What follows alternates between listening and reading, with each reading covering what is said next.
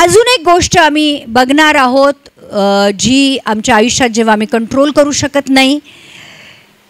भीतीवर काम करू नका, विश्वासावर काम करा. आम्हाला असं वाटतं की ही भीती आहे माझ्या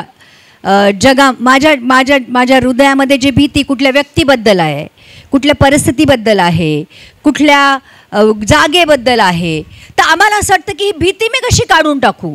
आणि जेवढं तुम्ही भीतीविषयी विचार कराल तेवढी ती भीती तुमच्या जीवनामध्ये कार्य करेल.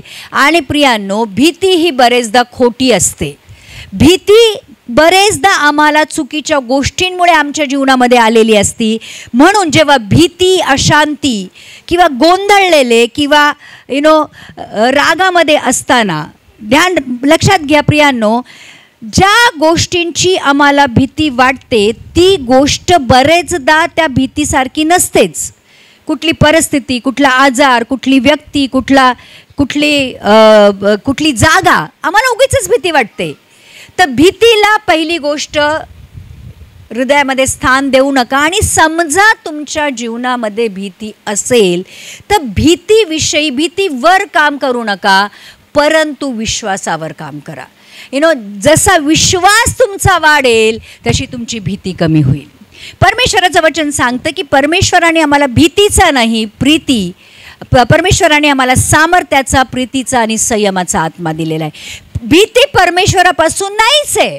आणि जर भीती आलेली असेल कुठल्या गोष्टीविषयीची तर त्या भीतीवर काम करू नका, त्या भयावर काम करू नका, परंतु पवित्र वचनाद्वारे आणि पवित्र आत्म्याद्वारे तुमच्या विश्वासाला वाढू द्या. त्या विश्वासाला तुमच्या जीवनामध्ये काम करू द्या. आणि स्पेशली जेव्हा तुम्ही भीतीमध्ये आहे, जेव्हा तुम्ही अशांतीमध्ये आहे, जेव्हा तुम्ही रागामध्ये आहे, जेव्हा तुम्ही गोंधळलेले आहे, कुठलाही निर्णय घेऊ नका.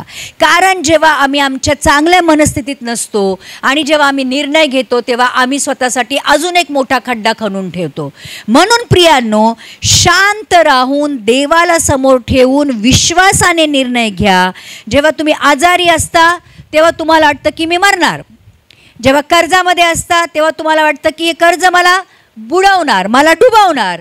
ज्या गोष्टी आम्हाला नेहमी भीती दाखवत असतात, सगळ्यात मोठी गोष्ट शैतान आमच्या जीवनामध्ये करतो ती म्हणजे तो आमच्या जीवनामध्ये, आमच्या हृदयामध्ये भीती टाकतो. आणि त्याने का भीती टाकली की भीती त्याचं काम करते आणि आमचं जीवन जे आहे ते परमेश्वरापासून दूर व्हायला लागतं.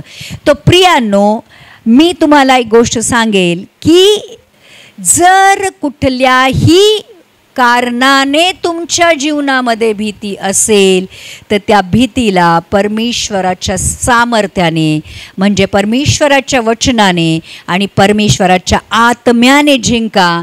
पुन्हा सांगेल की विश्वासाने वचन कबूल करा आणि विश्वासाला आपलं काम करू द्या. कारण परमेश्वराचं वचन सांगतं, विश्वास करणाऱ्यांना परमेश्वर कधी लज्जित आणि फजित करत नाही. मग विश्वासाने परमेश्वराला बरोबर घेऊन योजना बनवा आणि मग त्या सगळ्या योजना परमेश्वर तुमच्या जीवनामध्ये पूर्ण करेल. आणि म्हणून नीतिसूत्र 3 अध्यायाचं 4 आणि 5 वचने सांगतं, तुला देव व मनुष्य याचकडून अनुग्रह व सुकीर्तीही प्राप्त होतील. पुढचं वचने सांगतं 5वं वचन, तू आपल्या अगदी मनापासून परमेश्वरावर भाव ठेव. मनापासून परमेश्वरावर भाव ठेवा. आपल्या बुद्धीवर अवलंबून राहू नका. तू आपल्या सर्व मार्गात त्याचा आदर कर, म्हणजे तो तुझा मार्गदर्शक होईल. तर प्रियांनो, आज परिस्थिती किती मोठी आहे याचा विचार करू नका. परमेश्वर किती मोठा आहे त्याच्यावर विश्वास ठेवा. परमेश्वर तुमच्यासाठी नक्की मार्ग बनवेल. मॅन. आणि शेवटची गोष्ट आम्ही बघणार आहोत की जेव्हा परिस्थिती आउट ऑफ कंट्रोल जाते आणि आम्हाला असं वाटतं की माझ्या परिस्थितीमध्ये मी काहीच करू शकत नाही, तेव्हा प्रियांनो, आपले मन आणि हृदय परमेश्वरावर लावा. त्याच्यावरच विश्वास ठेवा आणि उद्याची चिंता करू नका.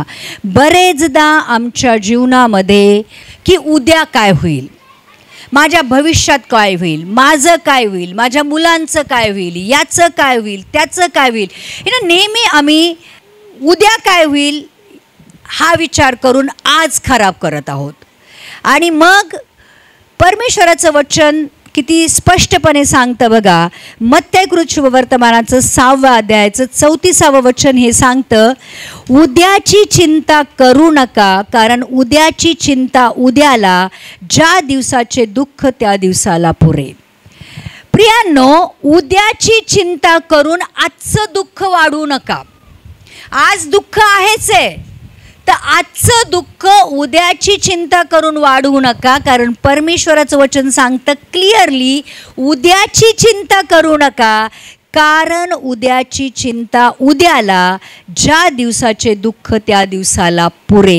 हे लक्षात घ्या प्रियांनो. आम्ही वचनं वाचतो, ऐकतो, पण ना आम्ही मनन करत, ना त्याच्यानुसार वागतो. परमेश्वराने का लिहून दिलंय की उद्याची चिंता करू नका? कारण परमेश्वराला माहिती आहे की जर तो कालची चिंता करतो, आजची चिंता करतो, तर उद्याची सुद्धा चिंता तो आमच्यासाठी करतो. तर प्रियांनो, उद्या काय होणार, कसे होणार याची चिंता करू नका. जसे परमेश्वर सांगतो की प्रत्येक दिवसाची भाकरी तो आज आम्हास देतो, आमच्या प्रत्येक दिवसाचा भार तो वाहतो, आमच्या प्रत्येक दिवसाच्या गरजा तो पूर्ण करतो. तर प्रियांनो, कालची केली, आजची केली, तर उद्याची करणार नाही का? हा विचार ठेवा. आणि जो मनुष्य भविष्याची चिंता करतो त्याचा परमेश्वरावर विश्वासच नाही आहे.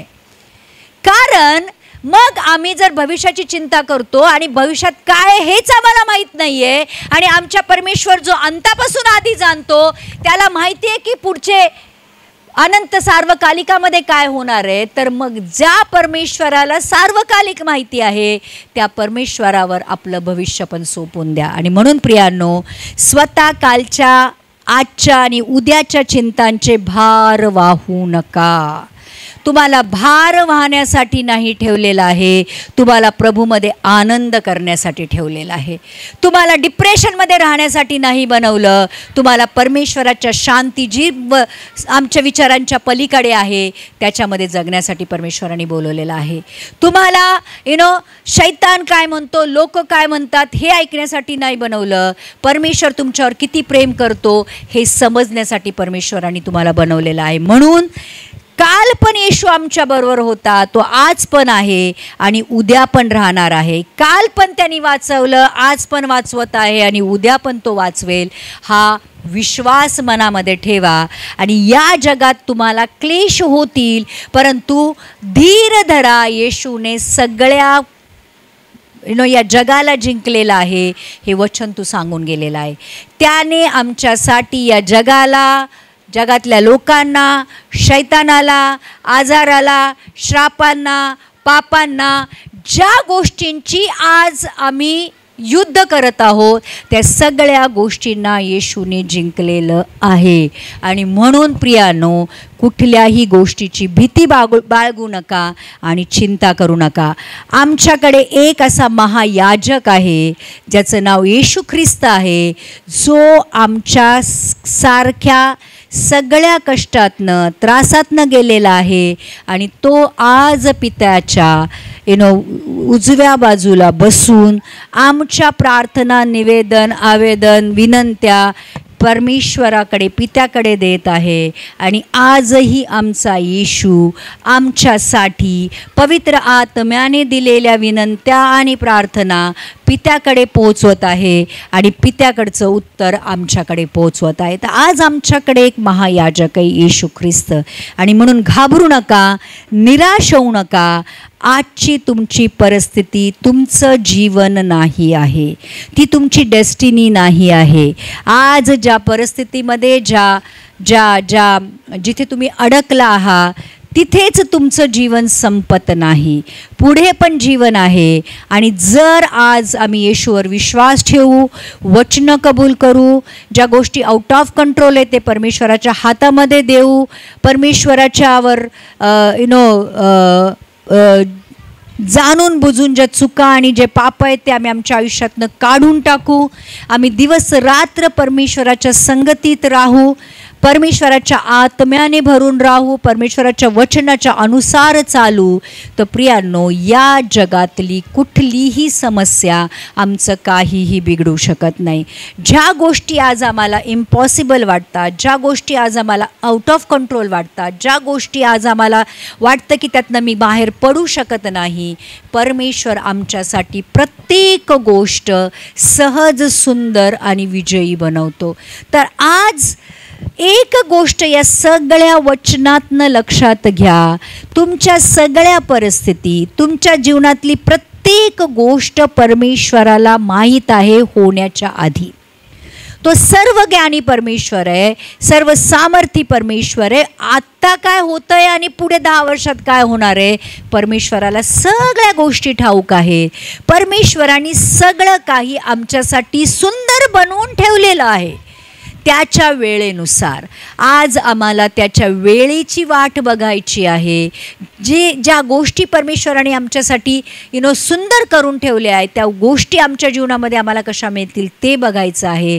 तर प्रियांनो, आज समस्या, आजार, प्रॉब्लेम जे काही आहे त्याच्यावर जास्त विचार करू नका, परंतु परमेश्वराच्या करुणा, परमेश्वराचा अनुग्रह, परमेश्वराचं प्रेम, परमेश्वराची सुटका, परमेश्वराचा न्याय, या सगळ्या गोष्टींवर विचार करा. मग तुम्हाला कळेल की खरोखर तुमच्या बरोबर जो परमेश्वर आहे तो परमेश्वरासाठी कुठलीही गोष्ट अशक्य नाही आहे. आणि तो प्रेमाचा परमेश्वर आहे, तो न्यायाचा परमेश्वर आहे. बरेच साऱ्या लोकांच्या जीवनामध्ये समस्या आज याच्यासाठी आहे की लोकांनी तुमच्यावर अन्याय केलेला आहे, तुम्हाला लुटलेला आहे, तुम्हाला फसवलेलं आहे.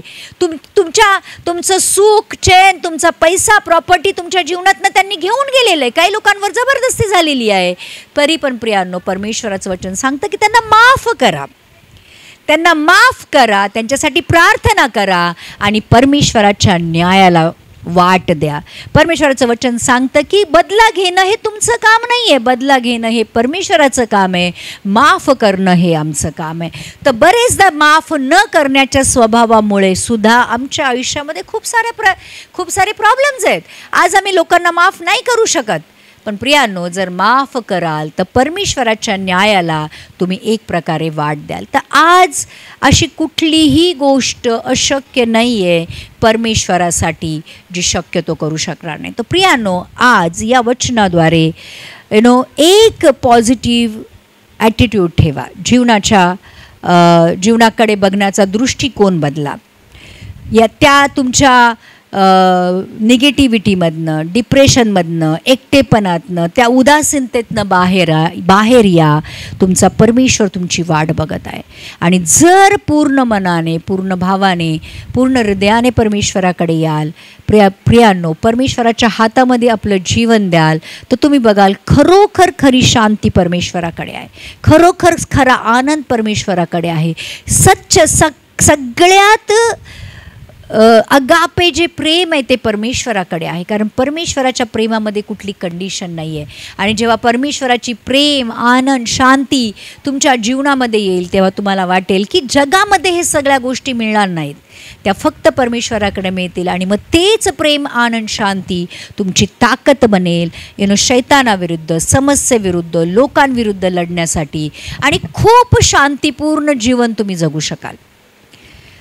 आणि आज परमेश्वर आम्हाला ते सांगतं की मी जेव्हा हे वचन बनवत होती तेव्हा मला एक गोष्ट खूप प्रकर्षानं जाणवत होती. आणि ती परमेश्वर मला सांगत होता की बघ बेटा, तुला चिंता करण्यासाठी नाही बनवलं, तुला भीतीमध्ये जगण्यासाठी नाही बनवलं, तुला ओझं वाहण्यासाठी नाही बनवलं, तुला भार घेऊन चालण्यासाठी नाही बनवलेलं आहे.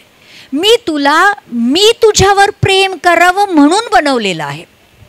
आणि जर प्रेम करतो तर तो काळजी करतो, प्रेम करतो तर रक्षण करतो, प्रेम करतो तर माझ्या सगळ्या गोष्टींचा पुरवठा तो करतो, प्रेम करतो तो सगळ्या बाजूंनी तो मला कसं शांती आणि आनंदामध्ये ठेवेल ते बघतो. तो प्रियांनो, आज खरोखर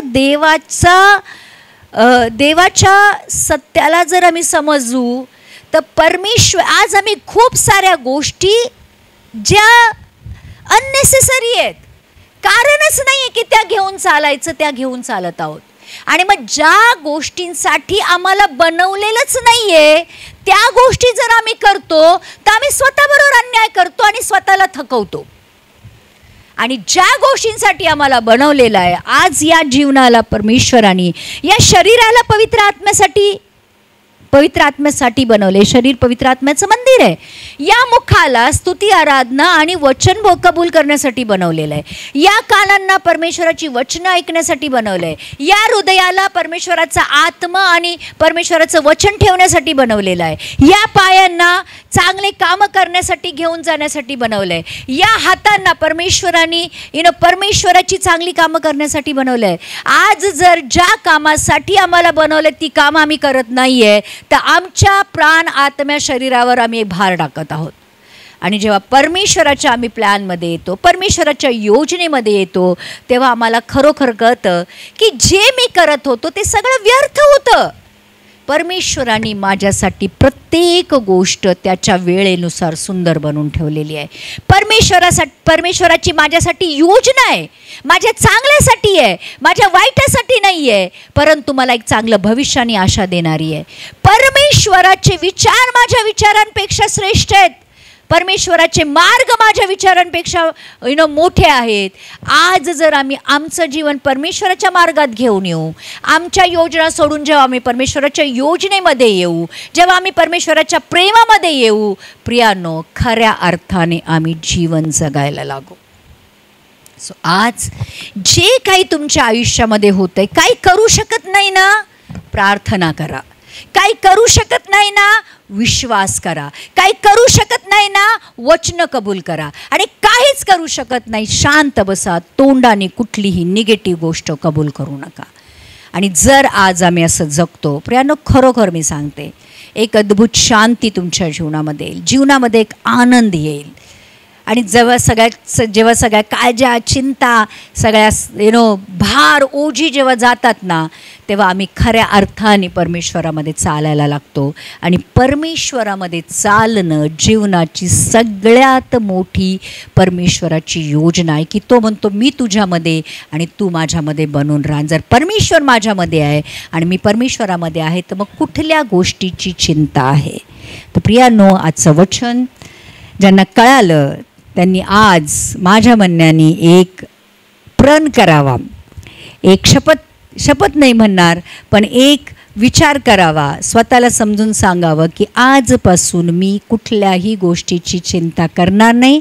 आणि जसं आज वचनामध्ये परमेश्वराने मला शिकवलं मी तसंच करणार. आपण प्रार्थना करूया. प्रभू, धन्यवाद करतो आजच्या वचनासाठी. खूप सुंदर रीतीने प्रभू तू आज आम्हाला समजवलेलं आहे की प्रभू आम्ही काय केलं पाहिजे आणि काय नाही केलं पाहिजे. खरोखर बाप्पा, तू सर्व सामर्थी, सर्व ज्ञानी, सर्व व्यापी परमेश्वर आहे प्रभूजी. आणि तू असीम परमेश्वर आहे प्रभू. तुझं प्रेम, तुझी दया, तुझी करुणा, तुझा अनुग्रह आम्ही माहीत नाही प्रभू कसं समजू, पण प्रभू आज एवढं समजलेलो आहे की तुला आमची चिंता आहे. आणि प्रभू तू अशक्य गोष्टी शक्य करणारा परमेश्वर आहे. आज आमचे सगळे प्रार्थना आणि विनंत्या आज आम्ही तुझ्या हातात धन्यवादासहित देतो. आणि आम्हाला माहीत आहे प्रभू तुझी शांती जी आमच्या विचारापलीकडची आहे तुमच्या हृदयाला आणि आमच्या विचारांना सुरक्षित ठेवेल. प्रभू, पुन्हा एकदा आम्ही तुझ्या पवित्र आत्म्याने स्वतःला भरतो. आणि खरोखर बाप्पा, आज तुझ्या उपस्थितीचा जो आनंद आहे तो आम्ही अनुभवायला लागतो. येशू तुझ्या प्रिय नावात मागतो, म्हणून तू ऐक. आमेन, आमेन, आमेन.